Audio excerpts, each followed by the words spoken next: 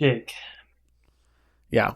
you see in front of you Oh a shit. pedestal. You've gone through multiple rooms of this dungeon, fought multiple enemies, goblins, bodies lay behind you, and in front of you is a marbled pedestal.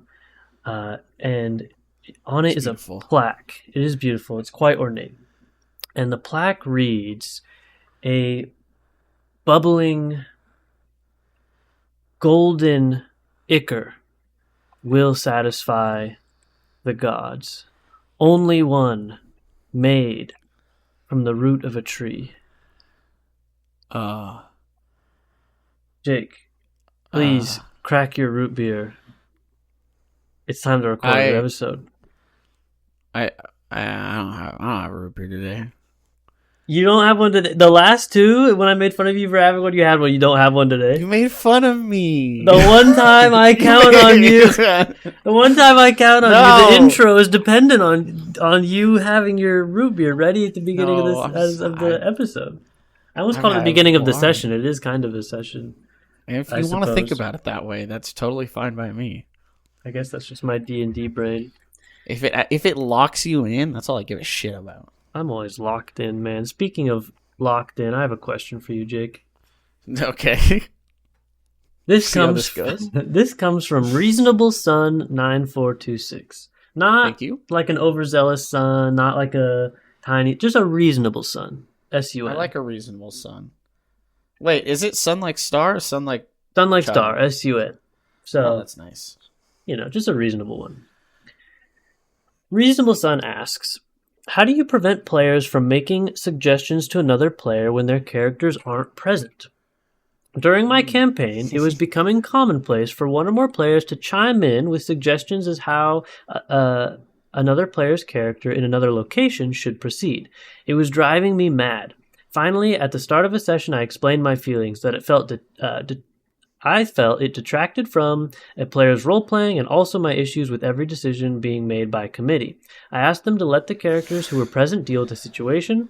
That very session, the same circumstance reoccurred. After someone jumped in to tell the acting player what they should do, I said, that's no longer an option. Yeah, it's draconian, meta, and breaks the fourth wall, but so did telepathic suggestions coming from other party members. Despite the cons, the pro is that it was only a couple sessions before unsolicited suggestions stopped, and it was the players who shut it down. A player would start to open their mouth to recommend something when their character wasn't present, and several other players would jump in to prevent it. Though this has met with some success, I feel my solution is heavy-handed and would like to hear how other GMs handle similar situations. I think I have an interesting thought on this, but I want to hear your initial reaction to it.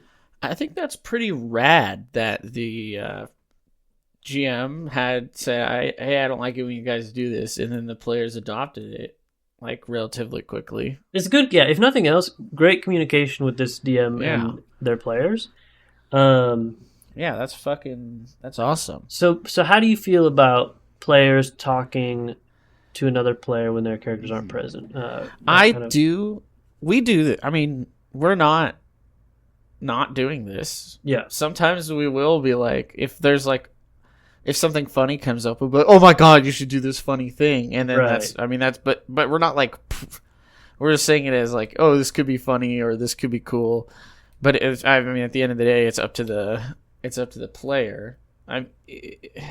Once they start like discussing it, I think that's probably like a little much. Yeah. But if it's just like oh, this could be funny, or oh, this could be cool, like, that's fine. I don't see. I do like that. Hurt my feelings. And I do think, I do like chiming in with like, this could be funny, or like things like that, just to make the, anything, if you're trying to make the game more enjoyable, like, it's not a bad idea. Get a laugh or two out. Yeah.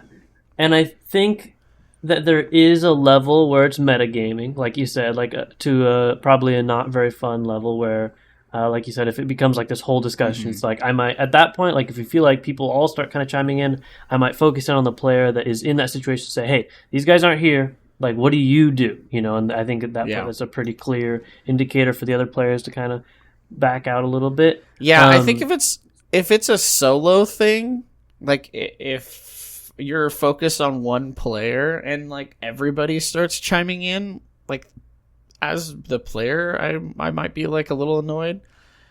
Oh, sure. If everybody's trying to but tell if you, there's like yeah, if there's what like to do. more than one person, then throw the. I mean, everybody can throw their suggestion out. Yeah. I also feel like, especially in like 5th edition Dungeons and Dragons, but maybe a lot of games. I mean, this could apply to a lot of games. There's a lot of rules. Everybody's characters does a lot of things, and so like I think like throwing out a reminder to somebody that like they might have an ability or a spell, Ability. I don't think is bad. Like I think especially if No. it's like a newer player, or like one of the lesser experienced people in the group, like throwing out like, hey, remember you have, charm person or something. Like I think that although maybe some people might find that metagaming, I think that that's just being like a, you know, like thoughtful, fellow player, like you're, because they do have access to it, and their character. That's the thing is their character would know that. Their character would know all the spells and Yeah. options they have. But reminding the player who might have forgotten, I think, is fine. Yeah, I like that a lot actually. I mean, even I forget things that I have sometimes. In like when I was playing my last ranger, I forgot that I had savage attacker like at least half of the time. So and then I roll a 1 on my hit die and not re-roll it for Yeah, somebody because I else just forgot. But if someone else was like, "Oh, you've savage attacker, remember that?" And It's like, oh yeah, thanks. fuck, thanks. Yeah, I like that, Yeah, and I think that makes the anything game. anything that It- your it- characters It know helps. It'll help the player also remember that they have that right, later. Like, yeah, like because it'll build up. it's not just them. Like there's all the different ways of learning, and some people can learn just fine by reading something and putting it to memory, and some people need auditory or another visual type of learning style, and then that helps them remember it. So I like things like that. I would never ask a player to be like, hey, don't tell that guy that he has this ability. Yeah, I think anything that their character would know is like fine to throw out there. Like even as the DM, you should be fairly familiar with like what capabilities the characters have and be able to remind them like, hey, like you do have this ability, like that could help you out here. Yeah, you should probably have a decent knowledge of what's on everyone's player sheets. Yeah, I think so. I think that's always a good rule. Also, just so that you're not like completely blindsided by something, like you should know, like session 1 or session 0 when people make characters. If somebody rolls a class that maybe you're not as familiar with, maybe you haven't played one, or you're going to get to a higher level than you've had with that class before, like you should definitely take some time in your prep to read through that class. Make sure you kind of know what kind of things they could be throwing at you. Cause now, that absolutely does not mean that they still won't pull things out of their ass that you didn't even think definitely. of. Because or they'll use will. an ability in a way that you never even thought of. But it is good to have a general idea of what things they could be throwing at you for sure. Yeah, that's why TTRPGs are better than writing a book. Right. Yeah, like that. Being surprised by the players is always very fun. Sometimes not frustrating. Sometimes it is very surprising. It really catches you off guard, and you're like, "Oh, like how am I going to make this all work?" That's completely ruined what I just was thinking of. But that's a good DM skill to build up. Is being thrown off and being able to recover and make it all play out. Yeah, always have a backup plan. Yeah, for sure. And if you ever give your players choices, or even like a perceived choice, like you have to be ready for, whatever they choose. I saw a story recently about, how someone had their like BBG approach the party and offer them like great power, in trade for like their servitude. And like, this guy thought that his players would never just like bend the knee to the BBG and work for him. And then they did. And then they're like, yes, we accept. And he had no plan. He had no plan for like how this was going to go. He just thought it would be a cool moment where they deny, we will never. You thought it'd be funny. We will never turn to the dark side. And then they were like, yeah, we do. And so they're like, fuck, the dark side's so cool. Yeah, so he went to Reddit screaming for help because he had no idea what to do. That's so funny. everybody's like, yeah, if you're gonna lay a choice out there, like you need to at least be somewhat ready for either option, for sure. Yeah, yeah, yeah. Because you never know when they're gonna be like, yeah, I'm gonna go rob that bank. Yeah, with you. Yeah. You offered me to rob the bank. I'm gonna go rob the bank. Yeah. Mhm. Oh. I guess. What happens now? I don't know. Yeah, I guess we're gonna fucking find out. Yeah, I guess we're gonna learn together. Yeah, literally. Type in ChatGPT bank heist. Wait, hold on. He's onto something. Oh, I do want to say, do never feel bad about using ChatGPT. I've pulled a couple of puzzles out of ChatGPT before. Yeah, I think everybody has their different thoughts on like AI and stuff. I think it can be a useful tool, like for things like that. I think it's yeah, good. in moderation. Like I don't think anybody wants like an AI generated campaign. Like I think you need some personality, some of your own flair in there. But especially for like kind of random, like spur of the moment things. Like if they kind of walk into a room and you realize it would be cool to have a puzzle or a riddle or something like that. Like typing in to ChatGPT saying like, oh, write me a Dungeons and Dragons themed riddle about shadows or death or like whatever maybe kind of theming your dungeon has, can be like a real lifesaver to come up with like something cool like that on the spot. Where if they're in an area you didn't plan riddle, for or something. Your ass is not coming up with a riddle on the spot. I'm sorry. It would be tough. It would be really hard. So and in scenarios where you're sitting there and there's like, oh, you can just run through this dungeon and attack things, but then adding a riddle at the end of it's like, oh, we can't beat up this riddle. Now we have to think. Yeah, create some kind of a different challenge, a more creative challenge. And like it's not, your players will probably blow through it. They might figure it out or like have some tool to, get around it, but it's just a different kind of encounter that might be fun, and it's an easy way to grab one really quickly if you don't have time to prep, because riddles and puzzles and stuff like those take a lot of prep usually. To find one online that works and integrate it into your game or come up with your own even like is very challenging. So it's a good resource. Yeah. Back to the main topic at hand. Yeah. Though. I personally do not see an issue with players talking at the table as long as it's like within reason. If they start like debating when no one is a part of the situation on what one player will do and the one player is not like having full control of their character at the moment, like that I can see how that would be you'd want to put a stop to that pretty fast. Yeah, and it'll be everybody's personal preference, like what level of metagaming they allow. Because I mean, everybody has metagaming to some degree. I mean, if you are not like fully method acting your character the entire session, then you have some level of metagame. Like, yeah. And so everybody just has a different tolerance for like I think how much or what they'll allow, and I think finding that for your group is really important. And so like, as a GM, like if something's bothering you, like, feel free to let them know like this guy did, like just talk to him. Like, I just think that it, takes away from the game, takes away from the immersion. Like, I think it'd be more fun if, we didn't metagame in that way. But for the most part, like people, they people want to have fun and they want to perform well. Some people, that is part of the fun for them is performing well and being able to work together collaboratively to find a fun or cool solution to something, even if, it's a little metagamey, I think is fine. But just set those boundaries as a DM and don't be afraid to, at any point, be like, hey guys, this feels like a little much. Like, this character is in this, dangerous situation and I want to hear from them. Be like, what do you do? That's totally fine.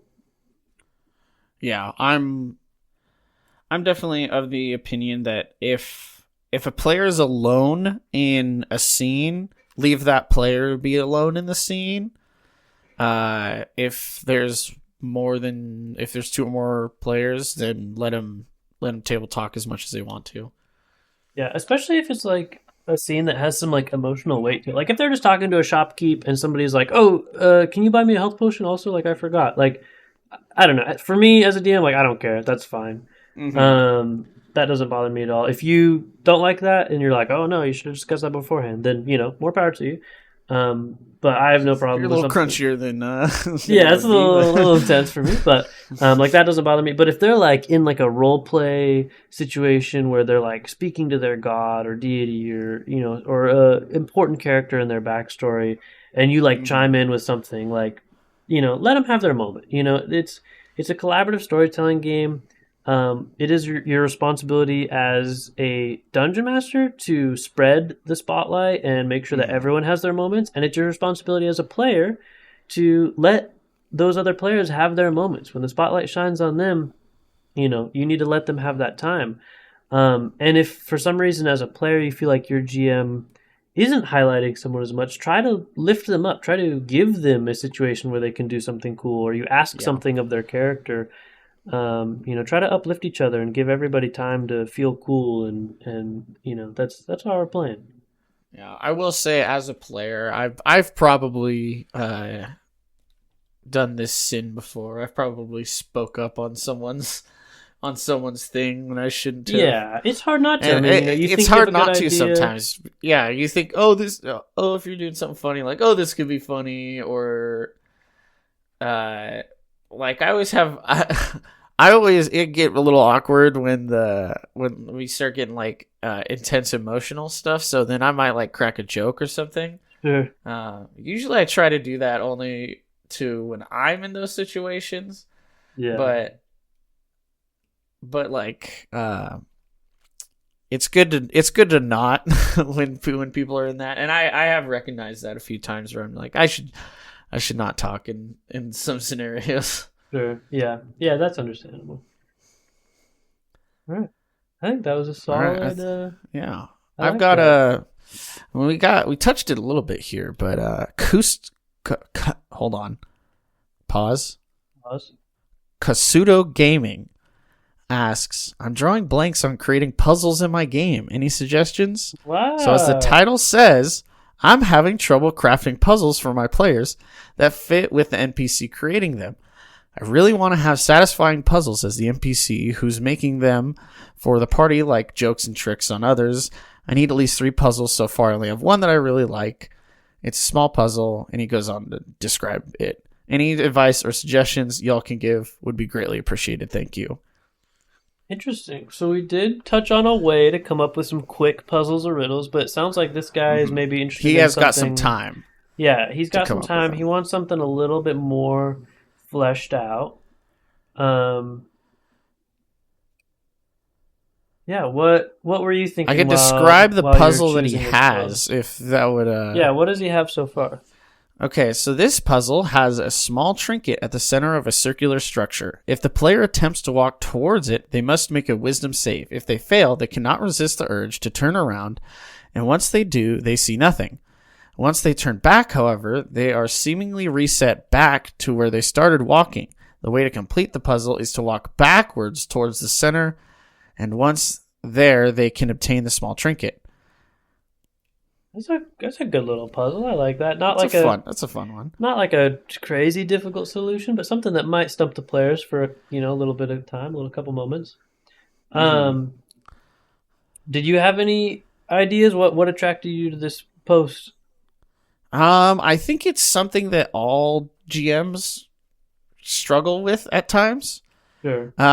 So I will use online resources, whether like searching through Reddits, or I have done chat GPT prompt before to see what it comes up with. And usually like what I find, I'm not 100% like this is what I should do, or chat GPT doesn't give me a very good answer.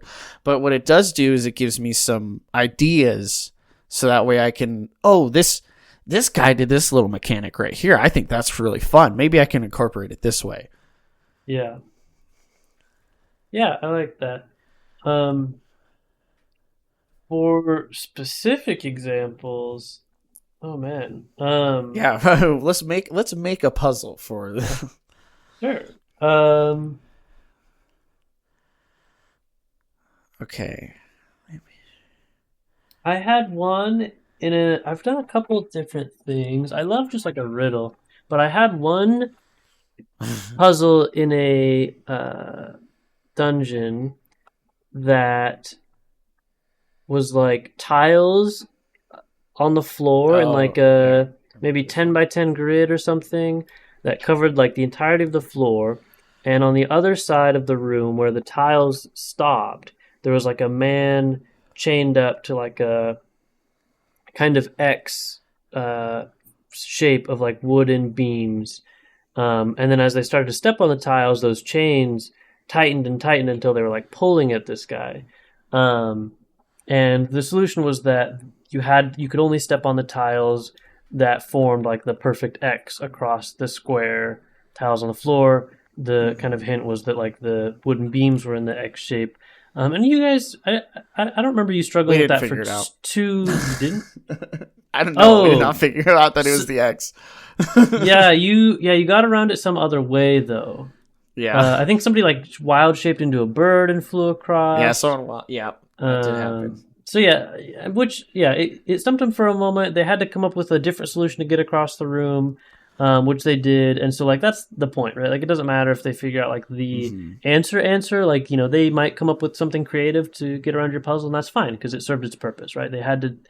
It stopped them, made them think creatively to get around this problem that you've put there, and then you move on. Like they don't, you don't need to force them to come up with this super specific answer, which I think is good advice for all puzzles and riddles and stuff. I also had one where like as they were moving through this like haunted forest, ghosts would appear to them and like ask them riddles. If they got the riddles right, then the ghost would like allow them to pass and keep moving. If they got the riddles wrong, then the ghost would attack them and they'd have a little combat with like it was like a banshee or a ghost stat block or whatever. And so, not like anything crazy damning for the players if they get it wrong, but if they get it right, it feels good. They get to move on without having a combat. I have always wanted to do the good old fashioned one of us tells only truths and one of us tells only lies. Except both of them just tell lies. It's a little twist on an old classic. I have not found a good way to insert it, but I think it'd be so much funnier for like to just sit there and have both of them just lie their asses off to you, and then eventually just someone might be like, "You're both fucking lying," and then the door just like flies open or something. That's pretty funny. That'd be good. Yeah, like one of them, they're both telling you solutions on how to open the door. Like one of them says, like, "Oh, you must cast a magic spell for the door to open," and the other one's like, "No, you must use a great feat of strength to open the door." And then they try casting a spell, and then they try pushing on the door with their strong character. Neither of it works. Like, until someone realizes that they're both lying, it won't open. And as soon as somebody realizes it opens, that's fun. That's very funny. I've tried it for like I've had that on the back burner for years. I've never used it. And I was like, I figured I just might as well just whip it out right now. I just feel like I'm just gonna reveal my longest standing secret. If you're out listening to this, I would love to hear in the comments some riddles or puzzles you've used to stump your players before. That's very interesting to me. I like that. Yeah, riddles are always fun. Thematic riddle is cool. Riddles are, you'd be surprised how, and this is coming from a player, how intelligent you might think you are in your day-to-day life, and then when someone presents you with a riddle when you're surrounded by your friends playing D&D, how stupid you actually are. You definitely can feel that way, and I love riddles, and I think I'm pretty good at riddles. I will say though that sometimes in D&D campaigns specifically, it is tough if you present a riddle. If your players take some time to get it, and then one of them finally comes up with the answer, and they're all like, "Oh!" Like then that is when it's satisfying and fun. But I have had times where like it does get to the point where it's like dragging on for too long, and people are like frustrated because nobody's coming up with the answer, and like you have to then try to give hints, and then like eventually you might even give them the answer. Like it can land in a really unsatisfying way if you're not careful. Yeah. I've seen some things where it's like, where it's basically a meme where it's like, if you're preparing as a dungeon master, just remember, as soon as your players sit down at the table, they lose 15 IQ points. Yeah. Yeah, for real.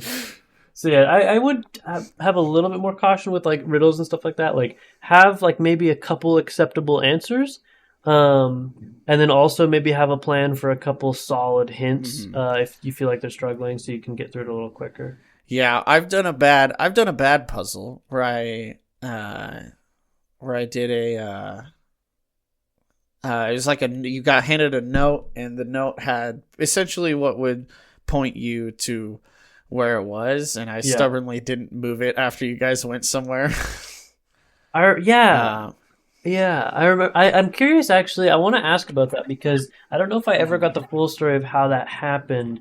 I have my OneNote, so I might be able to just. Yeah, I remember we got a note, and the note led us to like a telescope in an observatory. And you guys didn't go there first. No, we did. I remember this. No. Hold on. Shit! Yeah, we went to the telescope, and it was pointed at like a tree thing, but then there was also part of the note. I think it wasn't a note; it was like a message stone. You played it out loud for us. Yeah, part of the thing was that it was like I don't remember the name, but the name of the tree was also very close to the name of the tavern, and like because it was broken speech.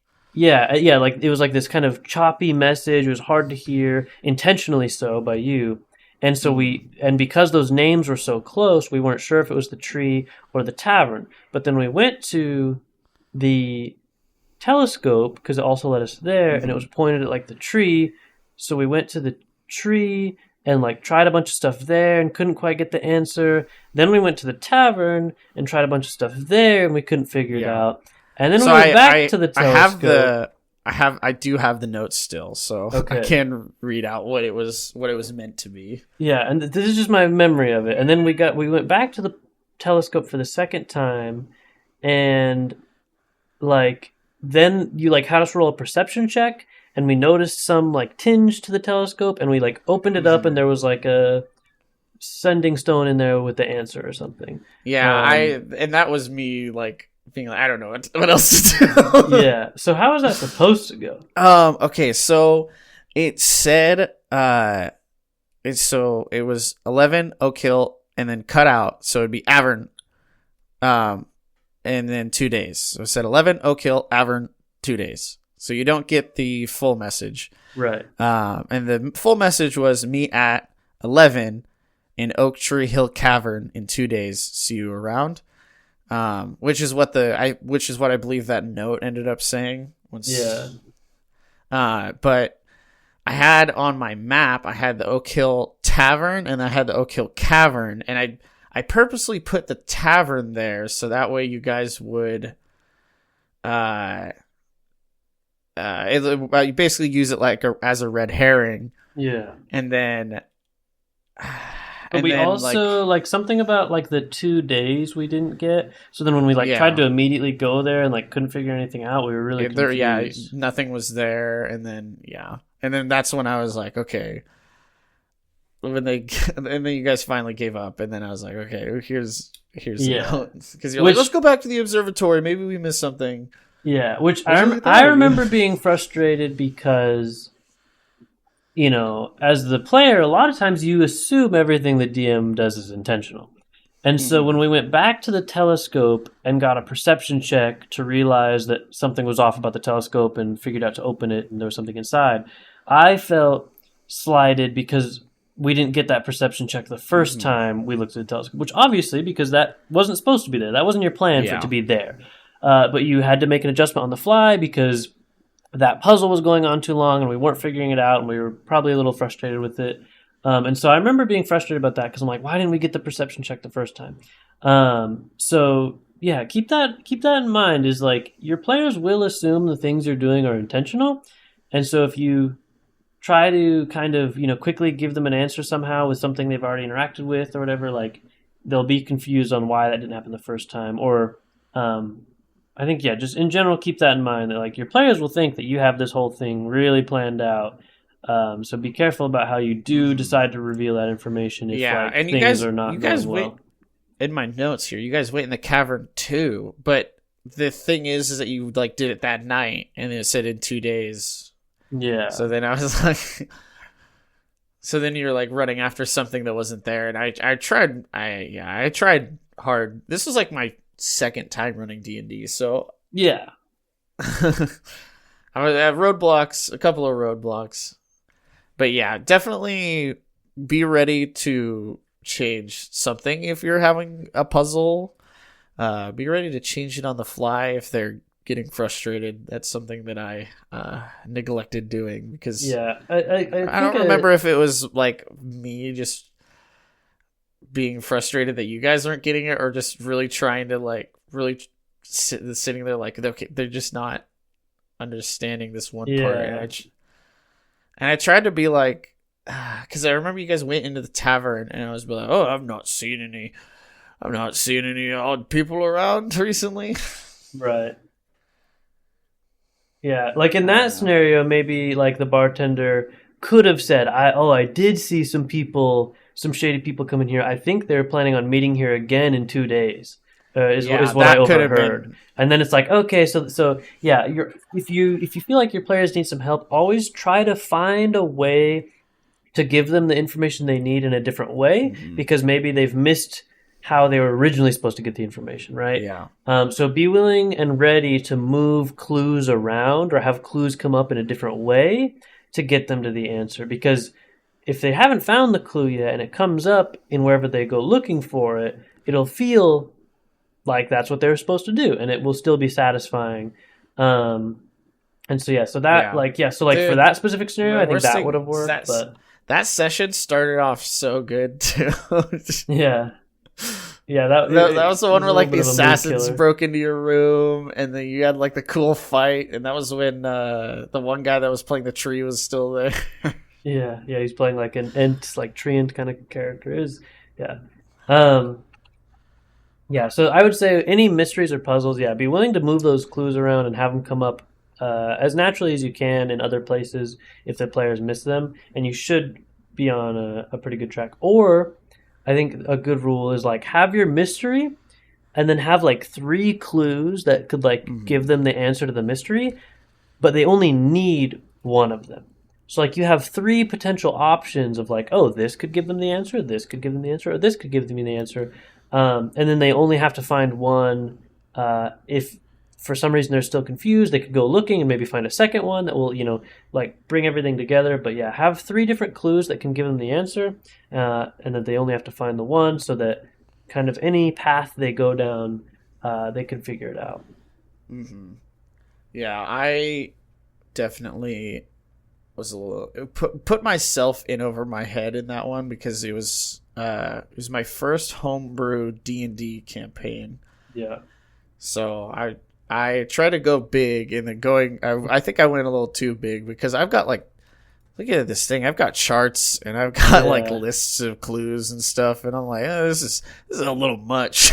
Yeah, for a puzzle. Yeah, it's I'll have to show you this later. It's a little wild. Yeah, I take very minimal notes because I like to leave myself a lot of freedom to adapt, because sometimes you think a story might present itself one way, and then a player makes a choice that then suddenly you're like, oh, it would actually be really cool to present it in this way now, because they have this connection to this other NPC or something. So I like to leave my stuff pretty open. My notes can be pretty definitely minimal. I would describe them as bare bones at times, but I think for my style of GMing it works, because I'm very comfortable running things on the fly and improvising. Some people aren't, and so your notes might need to be quite a bit more detailed, and so you'll have to find that balance. I think we've kind of talked about that before. But I've got, like, looking at my notes from like the last thing I run, the Dungeon World thing, from session 1 to session 7, I started with like a page and a half of notes, and then I ended with like 9 bullet points. yeah, I'm a big bullet points guy. I love, like, I remember we had a one shot once where to my own fault, I had not prepped for this one shot at all. Like, I think I had a really busy week, and Saturday snuck up on me, and it was the day of, and it's like 10:30. You guys are coming over at like 11, and I'm like just blank page of a journal, just hoping something strikes me. And I think I wrote down like 3 bullet points. Like, I was like, Italian mafia, anarchist rebel group, and like I think I had like one other thing. Like, I'm trying to remember this one. And it was the like initial superhero one shot we did, like the first thing. Yes, that one. Okay, which famously is one of our so much fun. Yeah, this is famously one of our best sessions of like a tabletop RPG we've played. And I literally went into it with 3 bullet points, dude. And when we started like the fighting the monster in it, the one guy like kills him, and he's like, "Not so big." Fuck. Yeah, we had a player who like wanted to drop like this really cool one-liner, and he just like fumbled and choked and stuttered, and it was so funny. He was like, "Not so tough when you fuck." It's just. And it was like it worked so well with his character, who's kind of like a more shy, awkward, and then he tries to drop this one-liner and just bombs, and it was so funny. Dude, yeah. Our campaigns are like pinnacle of enjoyment for me, but some of our one-shots have been so fucking legendary. It's incredible.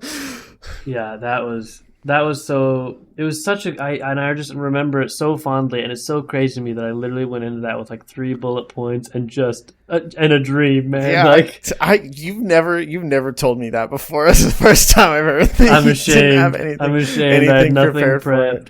Well, like we were gonna start playing Masks at the very minimal prep I do for most campaigns. I remember we were gonna start playing Masks, but you were like, "Guys, we can't do Masks this week, so I didn't get a chance to read the book."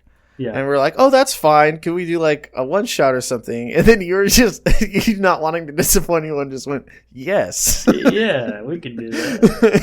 Yeah, and so like I think that was on Thursday or something. Yeah, and like I just used like the moves that are available in Masks, like the actions, like how you fight or investigate things or move around. Like I used the player moves to like tell you guys what roles to make, but we didn't like have proper character sheets. You kind of just vaguely described. No, we really didn't make character sheets because you didn't have sheets. Yeah, you just described. Yeah, you're like the way it works is that if you take too many hits, you're like damaged, you're all like on the edge or something, and then narratively if you get like a really big hit again, like you die or whatever, you're out of the fight. And they were like, fuck yeah, that's cool, that means we don't have to keep track of anything on a paper. Well, that is true with Masks, that the damage in that game just works as like every time it's called like take a big hit or something, and you just roll, and depending on how you roll, like any one take a big hit move could be the end. So that is how that system works. That's a really cool. Masks is a really cool system. There's just like a lot of. It's really good if you want to play season 1 of Invincible, the TTRPG, because it's teenage high school superheroes, high schooly. Yeah. Which if that's what you're looking for, definitely check out Masks: A New Generation. It's a Powered by the Apocalypse system, and it's fantastic for that. Right, we're actually playing a superhero campaign right now as well, which. This is our second one that we've done after that one. And we're not using Masks because I wanted to age it up a little bit. I wanted more of like an adult grittier story. So we're not using that. But that is a very incredible system if that's what you're looking for. Yeah. And so far, this one's pretty good because you're using the, what is it called? Called Never Stop Blowing Up. Never Stop Blowing Up. I've Frankensteined some things together, but that's the basis of our system, is the Never Stop Blowing Up system, system that was written by the Dimension 20 team that they use for action heroes, and I'm like, I think that superheroes would use these things. I didn't know that was a D20 thing. Yeah, they have a show of Never Stop Blowing Up where it's like literally built for like playing, Vin Diesel and The Rock and, James Bond, like action heroes doing crazy action hero stuff. But I altered it and stuff to fit some superhero stuff. So yeah. So because of that, you don't roll too often. as the GM, I don't roll. No. But as a player, like we only. Well, I mean, within the like combats, like was like 90% of our rolls. Yeah, it's a much more narrative system. Which I enjoy. I would rather just be like, I want to do this, and then you take that as it is, and then right, and then and then we have a good time. Yeah, it's definitely built around, if you're working with like people who are these like action heroes or superheroes or whatever, it's like, they're going to be able to do most things. Like they're pretty powerful in their own right. So it takes quite a bit, to make them roll to see like, oh, is this possible? Like, so yeah, it's interesting. It's fun so far. We'll have to see how it goes, but yeah. All right. I think that's a pretty good place to stop. Yeah, I think we got some good stories, some good advice in there. We've been the Gelatinous Dudes. My name is Keegan. This is my best buddy Jake. Please leave a comment or email us. We have our email description, northwoodpod@gmail.com, I believe. Send us any questions, stories you might, or advice that you might need. Or just, any funny tabletop RPG stories or comments about the episode. We'd love to hear from you guys. Check out our other show, The Northwood Project. It's more of a horror anthology, fully scripted audio drama. If you like that style of podcast, you'll really love it. But yeah, I think with that, we've been the Gelatinous Dudes, and we will see you next week. Bye!